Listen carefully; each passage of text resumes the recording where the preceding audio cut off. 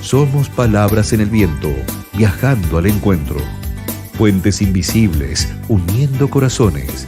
Sigamos acortando distancias.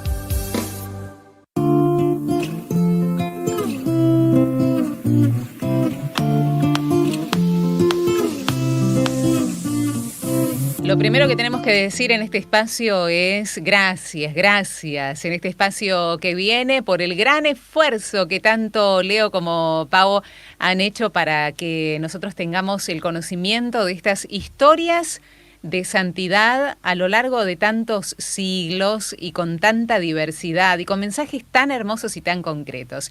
Leonardo Cosi y Paola Rizuleo vienen en este último programa del ciclo de estas historias de santidad matrimonial con un programa muy especial. Querida Pau, que te veo ahí en pantalla. ¿Cómo andamos? Bienvenida. Bien, Vero.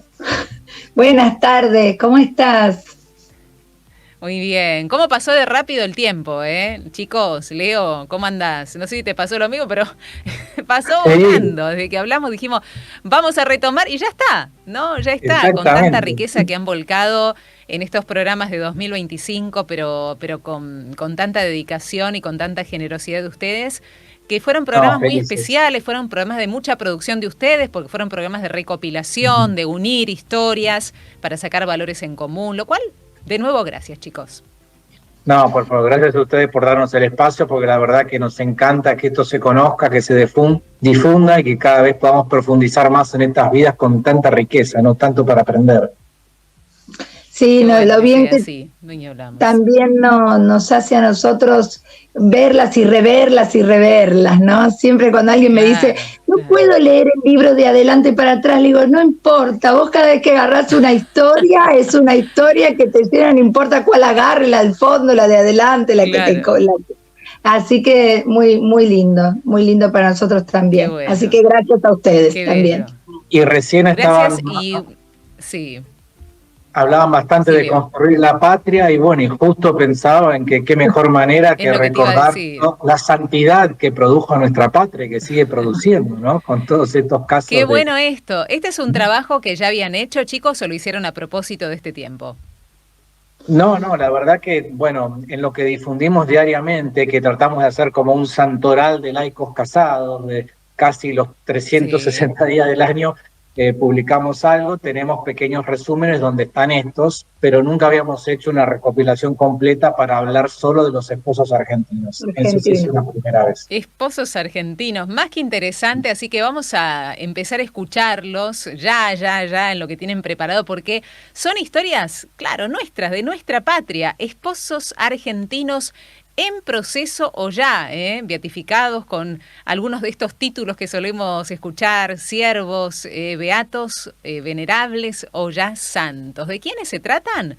Pantalla plena para ustedes, Leonardo Cosi y Paola Rizuleo, lo que tengan ganas de empezar a contarnos. Sí, es bueno, digamos, el primero, el más conocido, el nombre obvio en los últimos años ha sido Enrique Yo, así que ya hemos tocado bastante sobre él, hoy no vamos a abundar.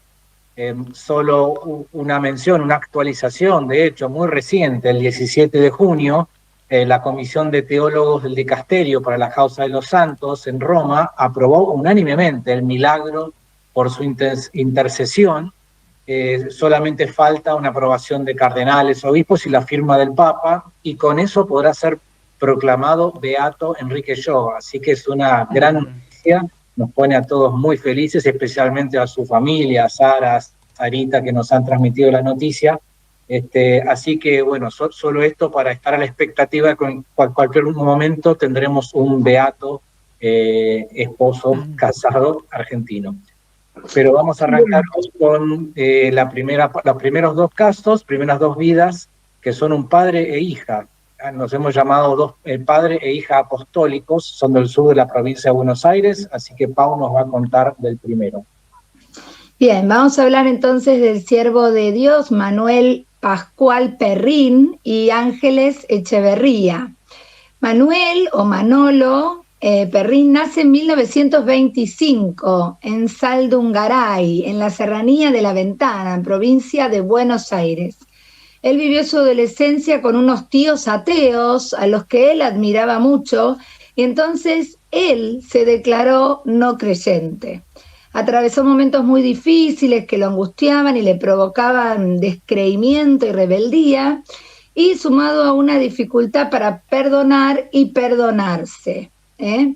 Bueno, estuvo de novio con Angelita, entonces Ángeles Echeverría, haría de todo ella por acercarlo a la fe, la cual él al final abrazó, pero pasando por periodos de mucha incertidumbre.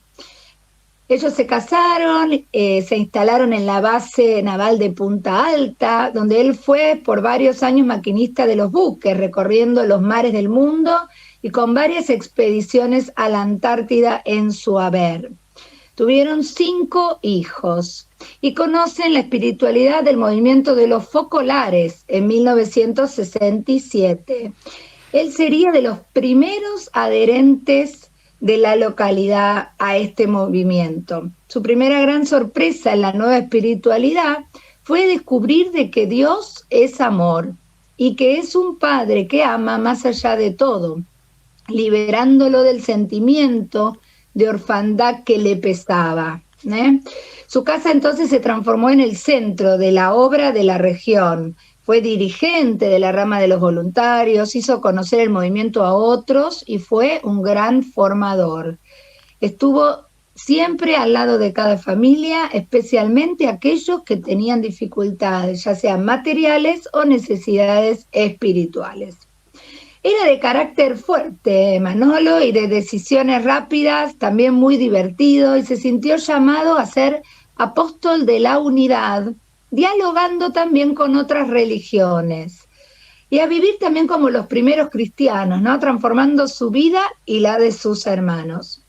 Manolo nunca se consideraba suficientemente digno, pero animaba a todos repitiendo: tenemos que ser locomotoras, no vagones de cola.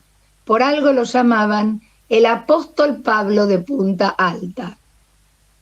Vivió una larga convalecencia por cáncer y luego de una cirugía le dijo a un amigo jugando un partido de truco radiante: siento una gran alegría, la plenitud en el alma. Quédense tranquilos, da lo mismo estar acá o allá, lo importante es hacer la voluntad de Dios. A él le agradezco la hermosa familia que me dio y en vos le doy un abrazo a cada uno. Bueno, Manuel fallece el 22 de noviembre del 2000. Chiara Lubich, fundadora de los Focolares, sugirió grabar sobre su tumba la frase del Evangelio de Juan: te he glorificado en la tierra, llevando a cabo la obra que me encomendaste. Juan 17:4. Bueno, y seguimos ahora con alguien más de la familia Perrín, porque, bueno, como vemos, estas impresionantes semillas dan frutos también hermosos. Así que también ahí en Punta Alta nació, bueno, una de sus hijas en 1957, Cecilia Perrín, que era muy creyente, católica practicante, como sus padres. Y ella ejercía como maestra de escuela a los 26 años, como cualquier chica de pueblo. Se casó con Luis Buide y al poco tiempo quedó embarazada.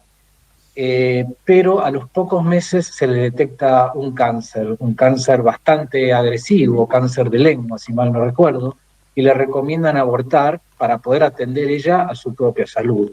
Por supuesto, se niega rotundamente con su convicción cristiana, sabiendo que muy probablemente no le iban a poder administrar los tratamientos a tiempo y claramente arriesgaba su vida. Así que le confió por ese tiempo a su esposo. Le dijo: pido a Jesús que podamos estar juntos para hacernos santos juntos, para vivir la alegría que Él sabe dar juntos. Ella sentía que si podía darle más tiempo Dios, ella quería vivirlo junto a su marido para santificarse con Él. Pero ya cuando avanzó todo y veía que le quedaba poco tiempo, quiso ofrecer testimonio a sus alumnos y les dijo en una oportunidad: muchas veces hemos hablado de que Dios es amor. Ahora les puedo decir que es la experiencia más profunda que vivo. No saben lo que es abandonarse a Él y decirle: vos actuá, esta es tu voluntad, manifestate como tú lo quieras. Él lo cubre todo. su amor se hace sentir de veras. Es como que el corazón estalla. Ella quiso transmitir su fe, testimoniarla así directamente a sus alumnos. Y en sus muchos escritos de su diario, escribió esta frase: tus caminos, Señor, son una locura, rompen mi humanidad, pero son los únicos que quiero recorrer. Y así falleció después de, duros meses finales, el 1 de marzo de 1985, o sea, su padre vivió bastante más que ella y transcurrió todo esto, Manolo Perrín, de quien hablaba recién Pau, y dio a luz a su hija Agustina. Ella pidió descansar en un lugar, como ella decía, donde se radie alegría. Así que ella fue inhumada en la Mariápolis Lía de los Focolares, en la localidad de O'Higgins, en la provincia de Buenos Aires, junto a su padre Manolo. Y luego, bastante tiempo después, se escribió un libro que justamente lleva este título, ¿no? Tus caminos, Señor, son una locura. Ahí nos lo puede mostrar Pau. Realmente lo recomendamos porque es impresionante, es fuertísimo ese librito. Y tiene un segmento que voy a contar ahora, voy a leer ahora, que está incluido en nuestro libro porque realmente nos impactó, que es de cuando, en realidad lo van a ver cuando deje de hablar porque ahora por ahí la cámara me sigue tomando a mí, pero escuchen esta partecita que es impactante de cómo su hija reflexiona sobre la mamá que perdió sin conocerla. Ella dice: Dios me sacó a mi mamá físicamente, pero se encargó de que nunca me faltara amor. Algunas personas sienten lástima porque me falta el amor de mi mamá, pero ella, en tan poquito tiempo que estuvimos juntas en la tierra, me amó con todo su ser. A ella le tocó amarme de esa forma, como por ahí otra mamá le toca amar a su hijo haciéndole la comida todos los días. Y además me sigue amando. No estamos juntas físicamente, pero mi alma está unidísima a la de ella.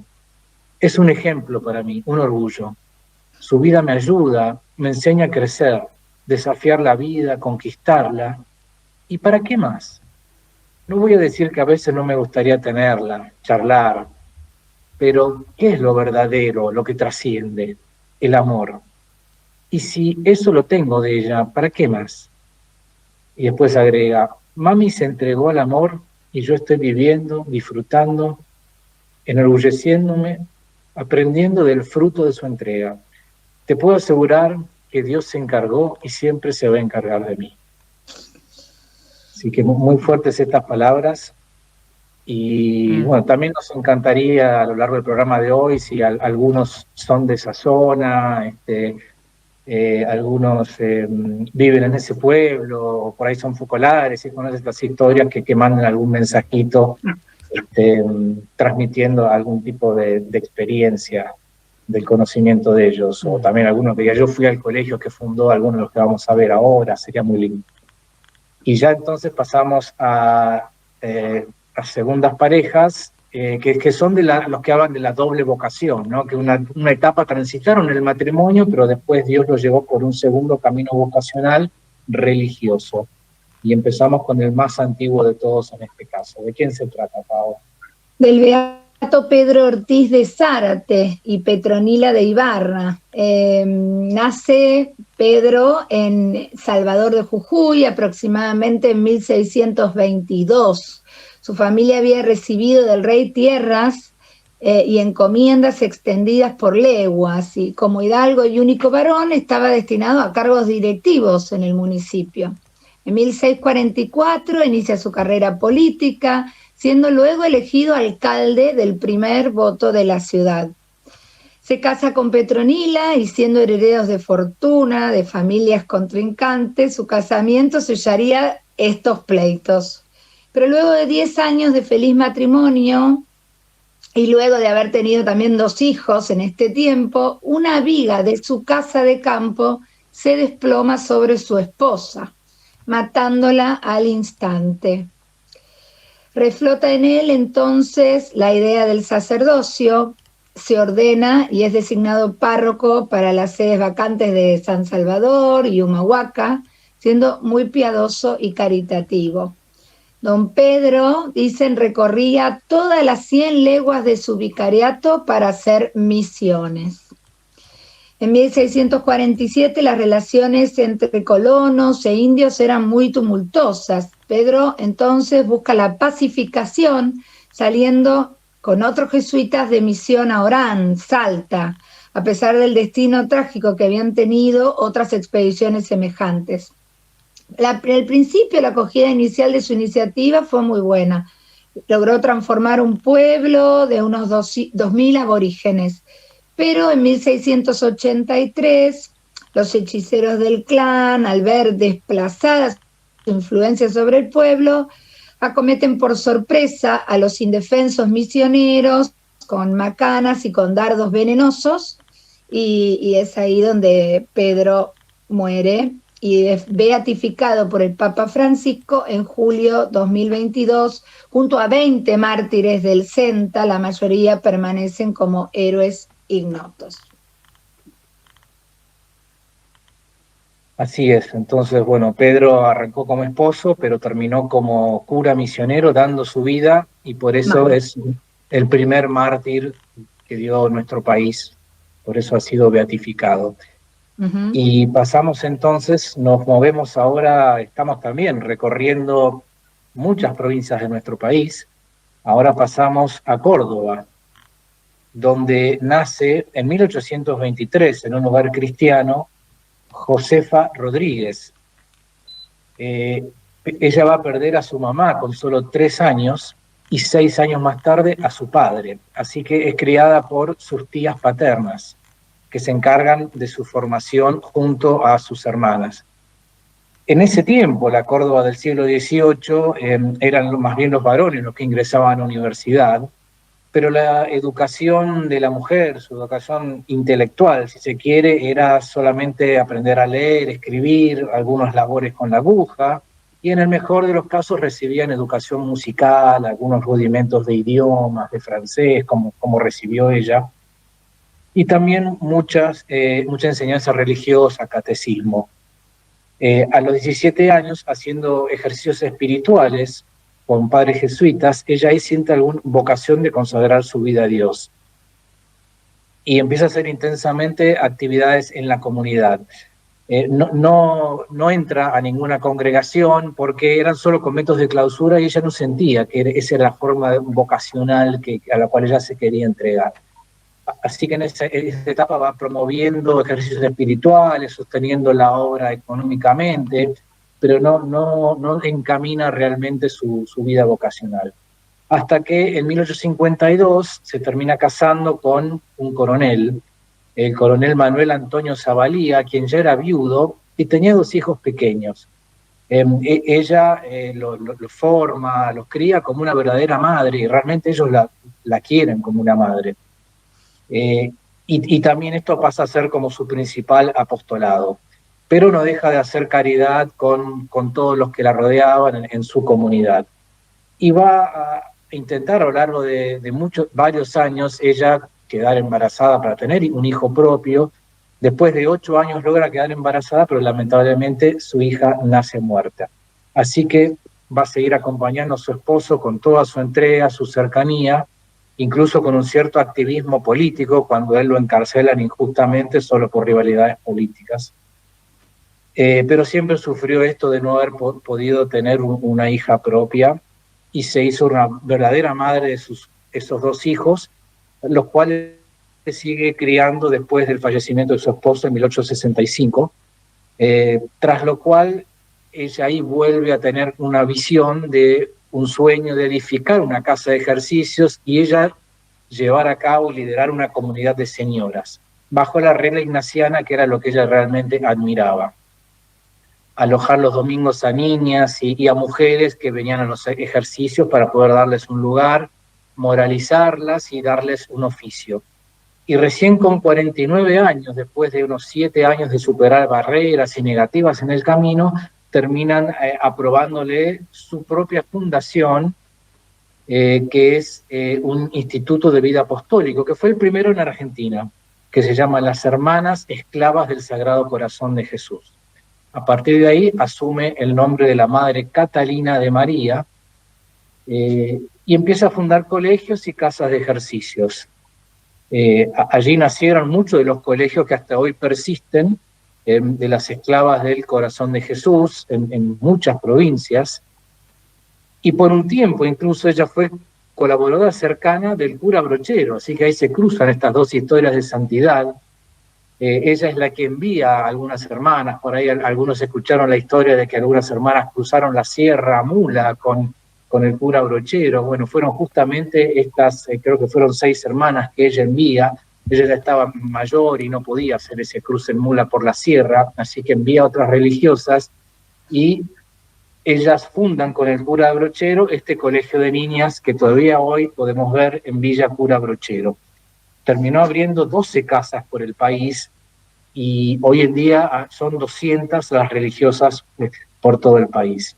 Ella falleció en 1896 y en 2017, no hace tanto, fue el Papa Francisco quien aprobó un milagro, por lo cual ella también es beata. En este caso no es por martirio, sino porque se aprobó un milagro a través de la intercesión de la Madre Catalina.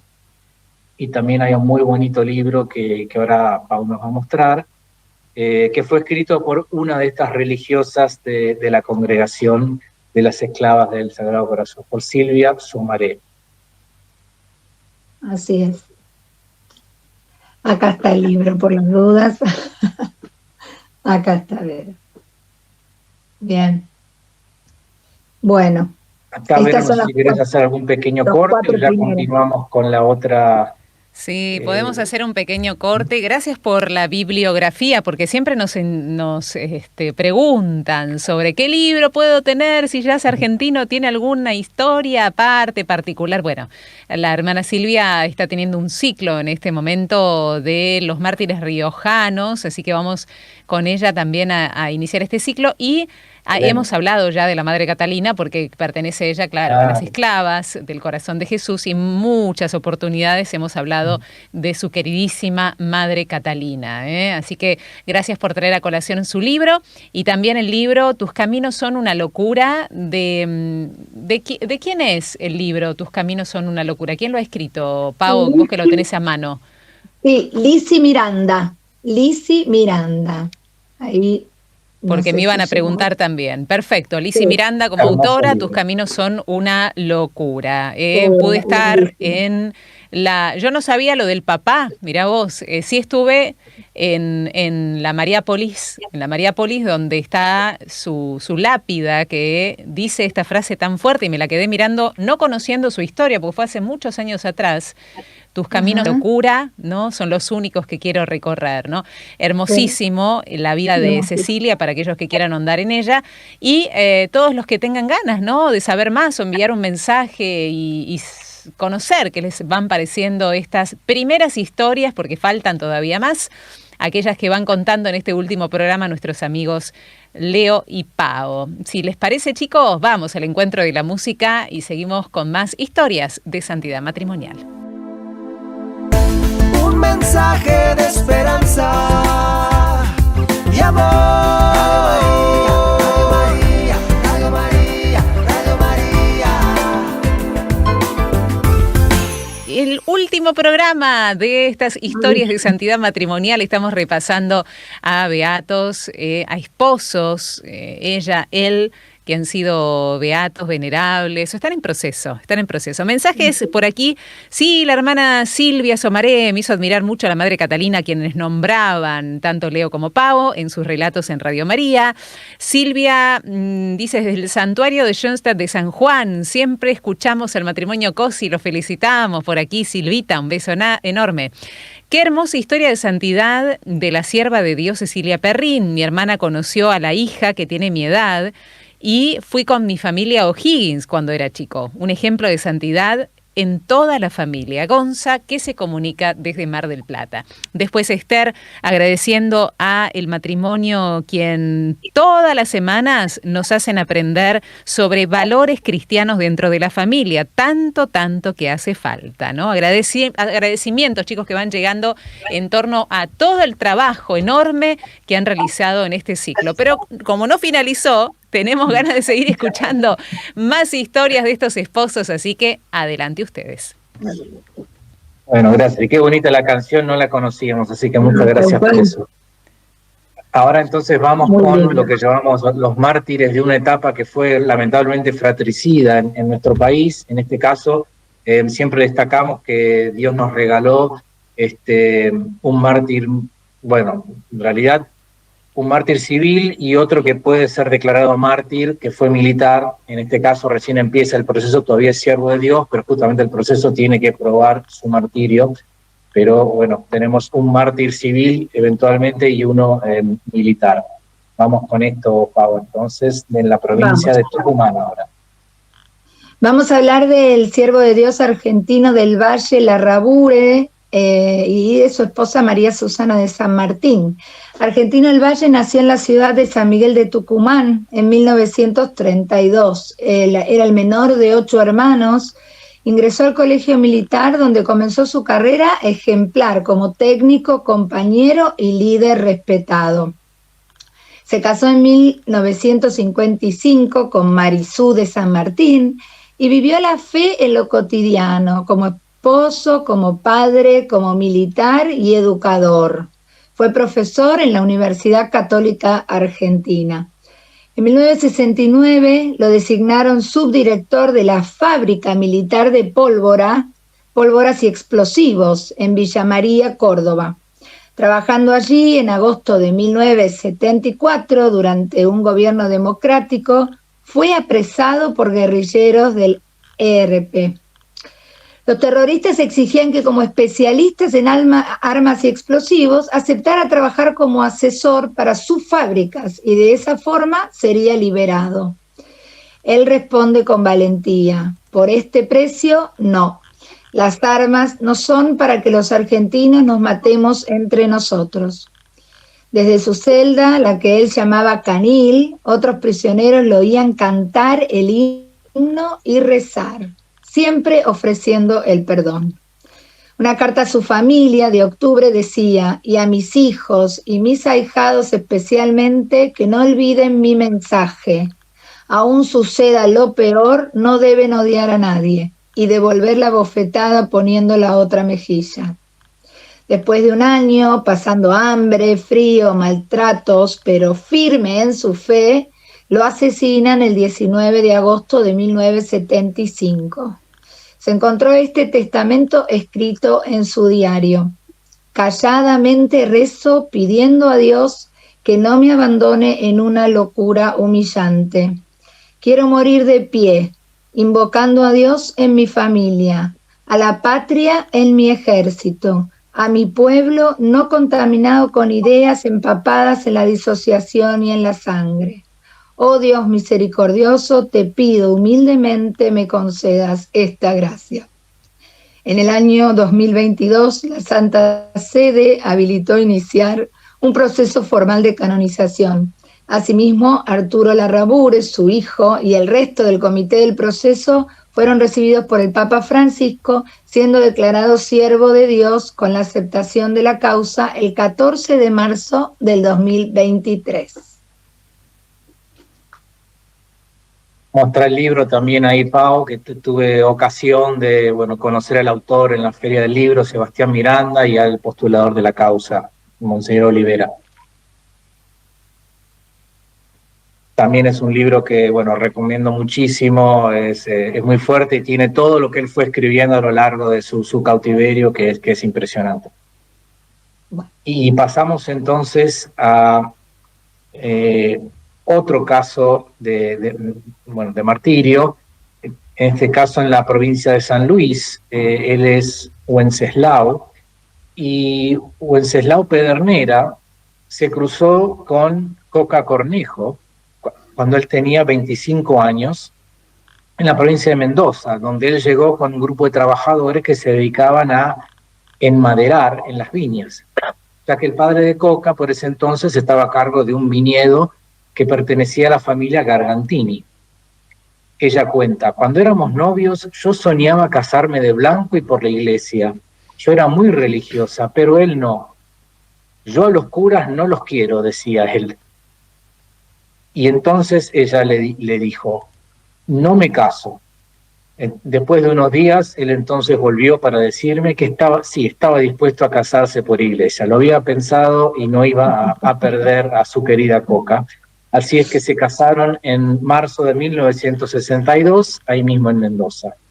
Y esos eran buenos tiempos para la familia Pedernera. A Wenceslao lo tomaron como empleado en estas bodegas Gargantini para el control de los viñedos. Y dentro de la misma finca se construyó una iglesia. Ahí habían procesiones, novenas con sacerdotes misioneros que iban a dar misa, asistían muchos fieles. Y fue en una de esas misas donde Wenceslao acompañó a una novena a Coca y escuchó un mensaje durante una homilía que cambió su forma de pensar. Ella cuenta: a partir de eso, Wences se entusiasmó mucho, no le importó nada más. Lo único que le interesaba era Cristo y la iglesia. Así que tuvo una conversión muy fuerte Wenceslao siguiendo a su esposa Coca a las misas. Y ellos más tarde se iban a mudar hacia La Rioja y empezaban ya ahí a ejercer como catequistas en lo que se llamaba el movimiento rural diocesano. También armaron una cooperativa junto a otros sacerdotes donde juntaban bienes para los necesitados y con familias vecinas se juntaban en la casa para leer y meditar la Biblia. Coca contaría que por ese entonces los tomaban hasta por extremistas y comunistas, porque nunca habían visto a nadie juntarse en su casa a hacer este tipo de cosas o tener este tipo de emprendimientos comunes, de cooperativas. Y era el año 1976, ¿no? Sabemos que tiempos muy complejos para nuestra patria, toda la época de los 70, mucha agitación interna. Ellos se plantearon mudarse a otra provincia por algunos hechos que estaban ocurriendo allí cerca en La Rioja, y se empezaban a sentir amenazados, pero Wenceslao se resistía a dejar todos estos apostolados que estaban dando tantos frutos en esos parajes.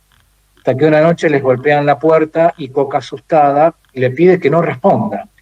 Wenceslao le pide que voy a abrir porque puede ser alguien que necesita un favor, y así es que 4 encapuchados descargaron sus armas ahí y cayó frente a su esposa e hijas. Nunca se supo del todo si lo buscaban realmente a él o fue solo un error.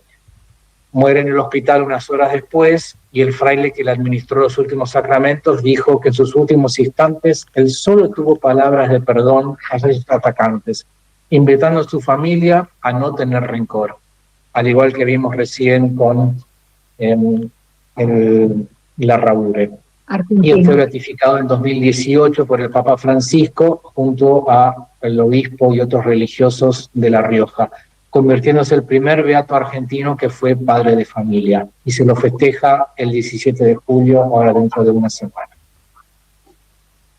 Y nos queda poco tiempo, así que 2 pequeños casos, los resumimos un poco, si querés, Pau, así los terminamos. Dale vos. Acá, Victorina Rivara era una madre que emigró, su familia vino de Génova, se instaló en Buenos Aires, se casó con Rafael y ellos se mudaron a Curuzú-Cuatiá en Corrientes para progresar económicamente. Después de 26 años volvieron, ya teniendo 3 hijos, y él fallece y los deja en muy buena posición económica. Ella, en un viaje a Roma para la canonización de Don Bosco, conoce a Don Orione, comparte mucho con él y se convierte en una estrecha colaboradora de la obra de Don Orione, de su Cotolengo, y ella empieza a hacer sus propias fundaciones, funda colegios, funda una escuela en San Rafael, una escuela en Curuzú-Cuatiá, pero la llama San Rafael en honor a su esposo, y otra para niñas, y dona todo a la obra de los salesianos. Así que tiene, digamos, una vida de oración, es una madre y esposa ejemplar, y parte en paz a los 90 años en 1957, la sierva de Dios Victorina Rivara. Y finalmente el esposo que nos queda, en este caso él nació en el Líbano, pero emigró y vivió en la familia de Córdoba, formó su familia allí, se casó con doña Sidara y dio educación cristiana a sus hijos, fue muy ejemplar, él daba consuelo, daba apoyo a todos los que se le acercaban, tenía una casa muy armoniosa, reinaba la libertad, la sinceridad. Decían ellos, no se ponga el sol sobre nuestras diferencias, un poco lo que decía el Papa Francisco, no nos vayamos a dormir sin arreglar o por lo menos conversar si estamos peleados. Era adorador eucarístico, siempre irradiaba paz y felicidad. Todos lo que decían que le rodea una luz especial, una alegría y un recogimiento profundo que hacen sentir que trae verdaderamente a Dios en el alma. Así que él fue un referente también para problemas conyugales y decían que con unos pequeños minutos de conversación se curaban depresiones y casos que la medicina no había podido resolver. Él era un católico maronita, así que su causa se tramita con el obispo maronita y él falleció en 1952 y fue también terciario franciscano. Y es el último caso que nos queda, creo que quizás el menos conocido, José Jorge Bunader es su nombre. Y así recorrimos los 8 esposos y esposas argentinos, además de Enrique Yo, que sería el noveno, el más conocido, el venerable Enrique Yo. Y con esto cerramos por hoy, Vero. Es hermoso poder escucharlos, verdaderamente estar nuevamente en contacto con ustedes este año fue redescubrir que todos tenemos la posibilidad de ir hacia este camino. Es una invitación para todos los cristianos. El camino de santidad, decimos, es una invitación más que abierta, ¿no? Es una opción que tenemos que hacer, una decisión que también tenemos que tomar cada uno de nosotros, los que seguimos a Jesús, ¿no? Ser como Él. Y estas personas que nos presentaron ustedes durante este año y el año pasado, tomaron esa determinación por la gracia de Dios, iluminados y acompañados por la gracia del Señor, para que en estas huellas nosotros también nos animemos de alguna manera, ¿no? Así es, Vero, iba a decir simplemente que vos dijiste ellos lo dejaron, o sea, ellos estuvieron como dispuestos, ¿no? Y yo iba a decir, todos estamos llamados, simplemente tenemos que estar dispuestos a que Dios haga estas maravillas en nosotros, simplemente. Es cierto, es cierto. Así es. Bueno, gracias, con este Pavo, trabajo... gracias por la presencia. Yo quiero, a ver, en este año, que no sé si pasó tanto el año pasado, pero estuvieron muy a flor de piel este año y eso me emocionó mucho a mí y a mucha gente, ¿saben? Porque llega de otra manera el mensaje. No es simplemente toda la preparación, que es mucho esfuerzo, es cómo llega el mensaje. Y ustedes se involucraron mucho en el mensaje y esa emoción nos llegó en forma muy particular. Yo les diría, sigan así. Y agradecimiento por eso. Agradecimiento por eso. Son historias que llegan. Se nota. Y también aprovecho para mandarle también un cariño grande a Silvia Somaré, que también la conocí en una feria del libro, intercambiamos nuestras obras y ella cada tanto nos escribe y cita en algún artículo, así que también la apreciamos mucho a Silvia. Bueno, pero, chicos, se va a venir seguramente la segunda parte del libro, así que en cuanto tengan novedades les pido por favor que me avisen. Por supuesto. Sin duda, serán los primeros. Vas a ser la primera, tal cual. Gracias, chicos, bueno, de corazón. Gracias de corazón. Gracias por el lugar, por el espacio. Gracias por todo este tiempo. Un abrazo.